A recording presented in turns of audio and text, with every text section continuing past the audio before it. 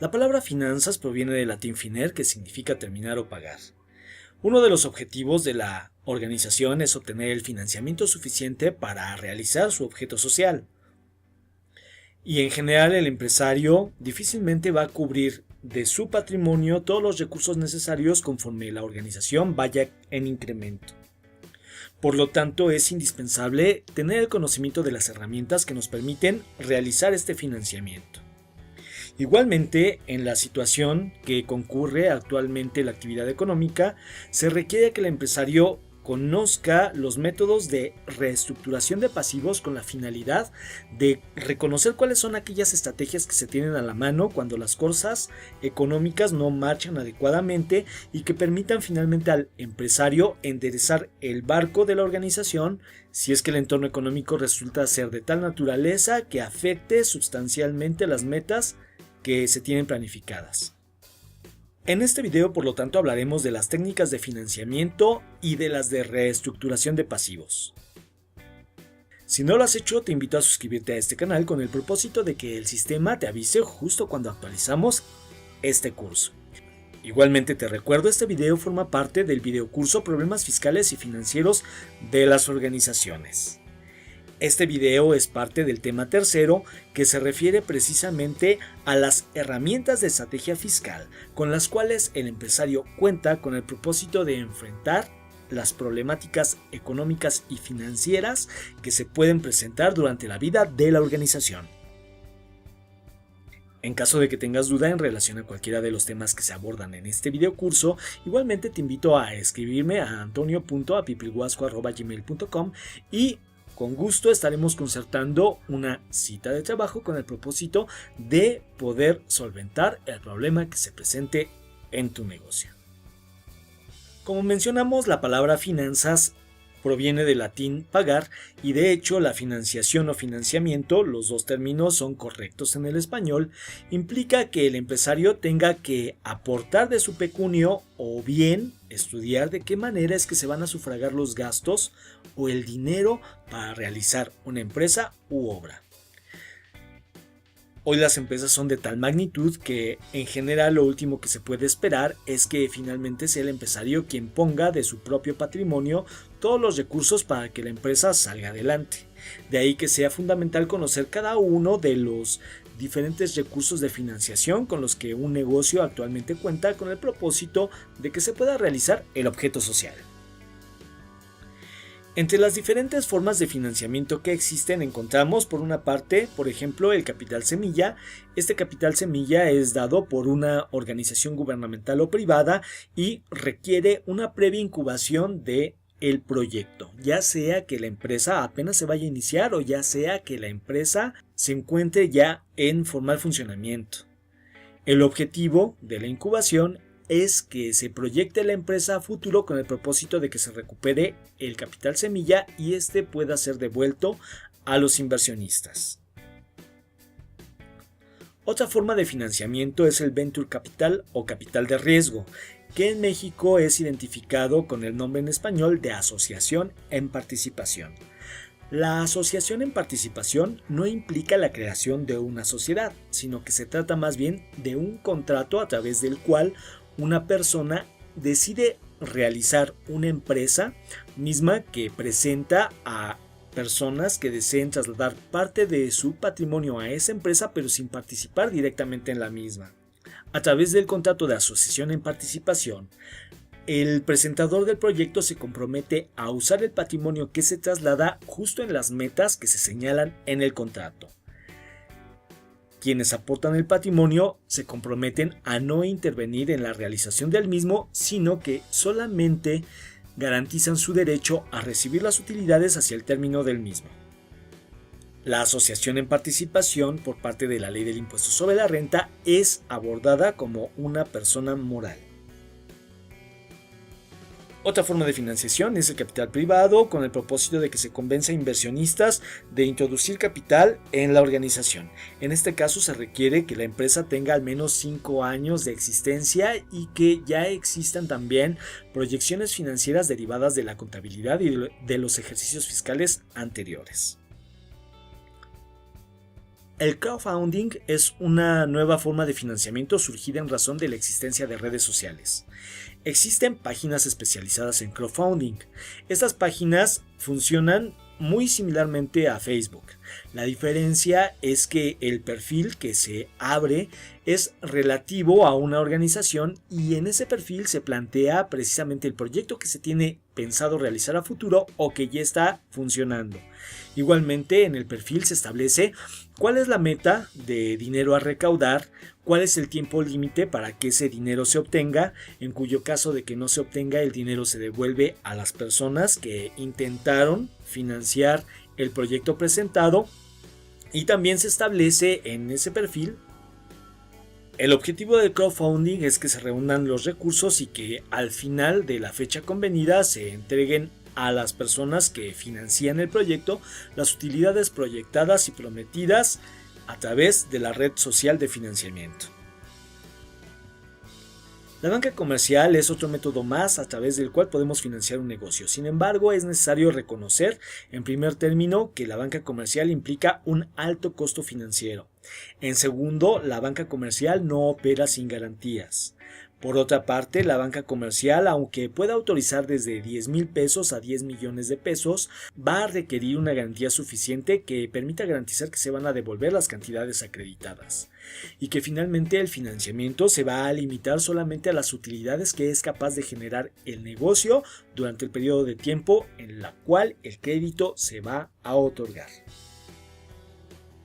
A la par de la banca comercial se han producido actualmente sociedades financieras de objeto múltiple o SOFOMES.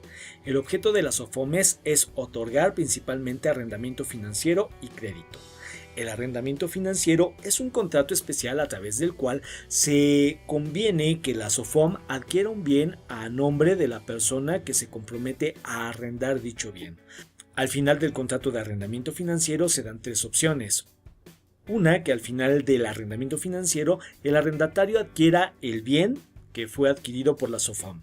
La segunda, que el arrendamiento se venda y entonces el arrendatario reciba una utilidad por dicha venta en razón de que la renta que se entregó cubrió finalmente el precio del bien adquirido. Y por último, también se puede establecer que el arrendatario financiero continúe en arrendamiento del bien que se adquirió, pero a un precio menor toda vez que las rentas anteriores fueron susceptibles de cubrir el 100% del precio del bien adquirido. La bolsa puede ser otro método de financiamiento más, en tanto que ésta sea observada precisamente como un método para encontrar empresas productivas en las cuales invertir las ganancias marginales y obtener por lo tanto una utilidad que también sea marginal. En cambio, si es vista con una perspectiva especulativa, lo más probable es que se requiera una alta información, ya que en este sentido la bolsa usada de esta manera más que una inversión implicará un riesgo.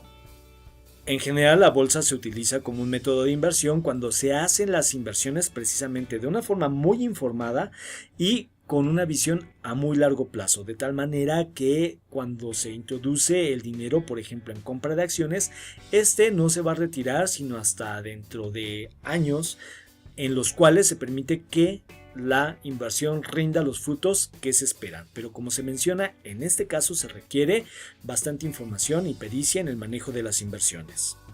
El método más utilizado por los comerciantes es la cuenta corriente. La cuenta corriente es un contrato que se sustenta sobre todo en la buena fe y en el prestigio de los comerciantes entre sí. Un contrato de cuenta corriente aprovecha la confianza entre los negociantes e igualmente el conocimiento que ya existe entre ellos. El objetivo del contrato de cuenta corriente es que dos comerciantes, al menos llamados cuentacorrentistas, convengan el entregarse remesas de bienes de forma ilimitada o limitada, según así lo establezcan en el contrato, y en cuyo caso los intercambios serán registrados en la contabilidad, la cual podrá ser presentada como prueba en caso de conflicto de intereses. Al final del contrato de cuenta corriente se hace el balance de las contabilidades de los comerciantes implicados y se determina finalmente si existe algún saldo a cubrir por alguno de ellos para determinar quién es el deudor o si finalmente no existe ninguna deuda y se puede abrir un nuevo contrato de cuenta corriente. Igualmente, en caso de existir deuda, lo común es que las deudas anteriores en un nuevo contrato de cuenta corriente sean tomadas como base para la nueva relación crediticia entre ambos comerciantes. La ventaja del contrato de cuenta corriente es que si bien se generan los efectos fiscales del traslado de los patrimonios, sin embargo, no se produce el pago de intereses, lo cual es altamente redituable toda ocasión que no se requiere finalmente que satisfacer dichos intereses y por lo tanto no se eleva el costo de los créditos. El arrendamiento puro es lo que normalmente nosotros conocemos como arrendamiento civil. El objetivo del arrendamiento civil o mercantil es trasladar el riesgo de la depreciación o la pérdida de un bien al propietario con el propósito simple y llanamente de que nosotros precisamente paguemos solo la renta. La ventaja de optar solamente por el arrendamiento puro es que nos evitamos el problema de tener que estar depreciando el bien y haciendo los acreditamientos fiscales hasta por 10 años, con la gran ventaja de que el arrendamiento nos permitirá, en todo caso, la deducibilidad tributaria. El factoraje financiero es una forma de deshacernos de créditos que son malignos toda ocasión que tengamos información que probablemente nuestro deudor puede estar en quiebra. Las empresas de factoraje financiero son empresas especializadas en la cobranza. Su negocio es la compra de documentos, títulos de crédito, que les permitan a estas empresas de factoraje financiero realizar finalmente el cobro. El propósito de recurrir a una empresa de factoraje financiero es que nosotros les vendamos a estos negocios precisamente los títulos que ostentan el crédito documentado antes de que éste se venza. Por supuesto, la empresa de factoraje financiero va a comprar el título a un precio menor que el acreditado nominalmente dentro del título, puesto que la empresa de factoraje tiene que valorar el riesgo del cobro o no de las cantidades dispuestas en el documento. El crédito simple es el crédito que otorga cualquier sociedad que no sea de índole bancario y que sin embargo esté controlada por la Secretaría de Hacienda y Crédito Público. Los plazos del crédito simple van de 8 a 15 años según la institución. El crédito en cuenta corriente, como ya se mencionó, se documenta en la contabilidad. Por su parte también existen los créditos especializados como el de habilitación, el de avío y el crédito refaccionario. El propósito de estos créditos de habilitación, avío o refaccionarios es que las cantidades que se nos están aportando en crédito se dediquen precisamente a la compra de bienes muebles, de inmuebles o de refacciones para las necesidades del negocio, de tal manera que el dinero no se puede utilizar más que para exclusivamente esos recursos. En el caso del Fondo PYME, se trata de un crédito que es otorgado por el propio gobierno y el propósito es que se obtenga el financiamiento después de que se presente una planificación o una incubación ante un consejo que aprueba el otorgamiento de dicho crédito. Lo mismo puede decirse respecto al crédito exportador, sin embargo, en este caso el crédito se postula directamente ante Bancomext.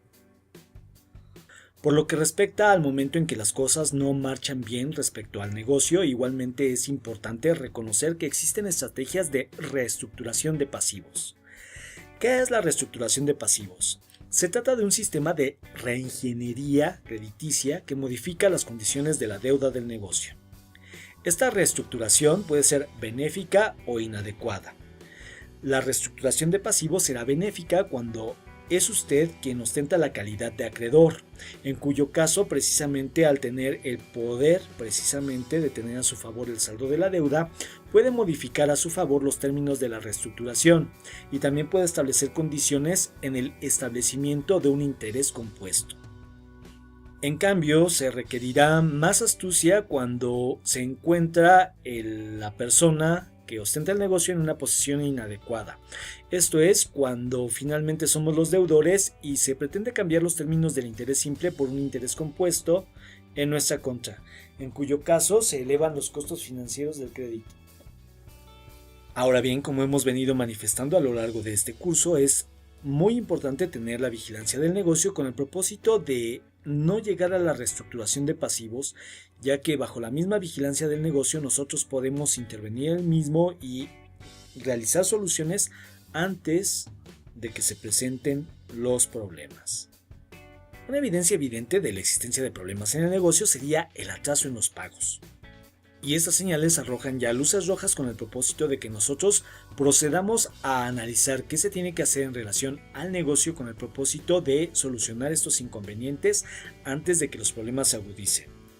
Sin embargo, si los problemas se agudizan y estos no obtienen solución de inmediato, entonces será necesario adoptar alguna estrategia de reestructuración de pasivos. Las estrategias de reestructuración de pasivos pueden ser a favor del acreedor o a favor del deudor.